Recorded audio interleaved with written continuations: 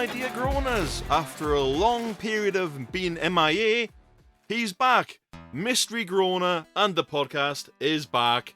Thank you to a new phone network who picked up where the other phone network left me in a lurch for what seemed like over a month, for about a month. Thank the Gideon for that. Still a bit of teething towards the network I'm on now, but let's pick up the ball and run with it. What we're going to do this time, though, is a little bit different. We're going to do mini groan zones until we catch up to where we were supposed to be, because we weren't far off doing our episode 50 special, which I believe is about the end of this week. I believe. I could have that totally wrong. Do correct me if I'm wrong. If I'm wrong, I've just sped it up. So anyway, there'll be no audience groans during what I call the lost micro episodes, and they'll be pumped out every day, and there might be one day where they double up every day this week, so we can catch up as well, ready for the October special, or we'd be in all kinds of messes. But remember though, nothing's changed. All the content information is still the same.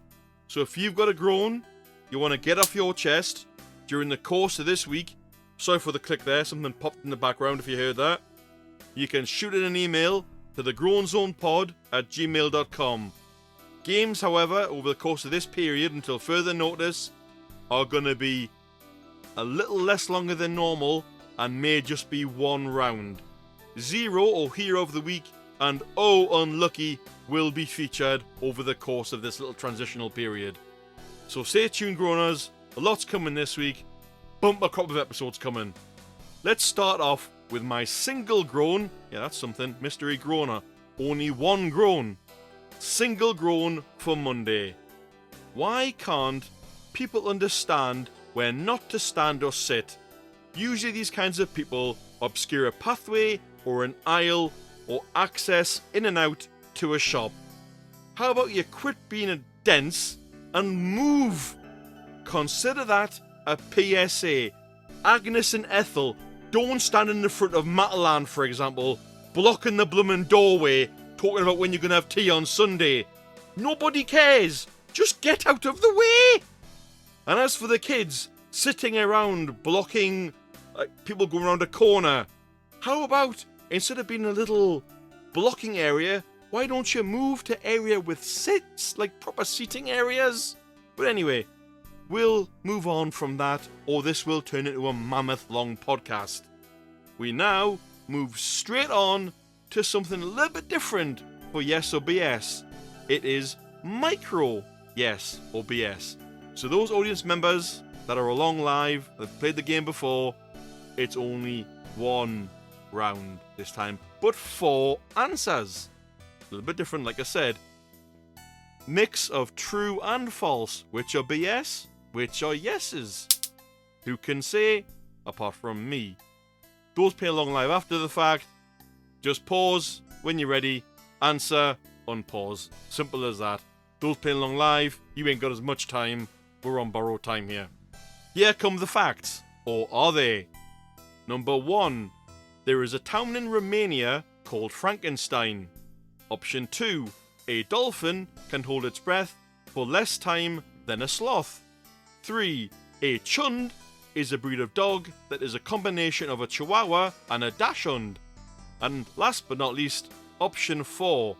Dragonflies have 6 Start that one again. Option 4. Dragonflies have 6 legs, yet they cannot walk. Okay, Groaners, listen along live. Those were your 4 options there. I see some people... Oh, I misread that. Someone's gone for option 4. Yep, they fly, but they also have legs. So, flies fly, yet they still walk. So, is that true or false, though? What are you picking, audience member? You've typed in dragonflies. Is that the answer you're going with? Or are you just trying to confuse me? This is the spoon guy talking. Right, so you're going with that one. You're going with option 4. You're both going option 4. Okay. Okay. We'll come back to that at the end of the show. That's micro yes or BS over for now. It'll return later in the week. Later on in the week, you're going to get micro give me the question and micro the other one. I forgot because it's been that long. But you'll see them coming. They're coming. But now we have an Ohhh Unlucky. But this one's a first. It's someone who's unlucky by choice. I would not pick to do this, yet they did. There's a wildlife expert on YouTube called Coyote, ironic, Peterson, and by choice he let 500 fire ants sting his feet. I can feel it already. To say he's in agony would be an understatement, and his feet are a horror show. To do this by choice, definitely unlucky, and maybe just a little bit crazy. Yeah, you couldn't pay me enough to do that. Not a bloomin' chance. But this is the same guy that got stung by a tarantula hawk. Someone just wrote in, he wanted to show people what it was like. Sometimes ignorance can be bliss. I don't want to know. I don't intend to be in a situation where fire ants are stabbing themselves into me feet. But now, let's almost round the show off with a zero of the day.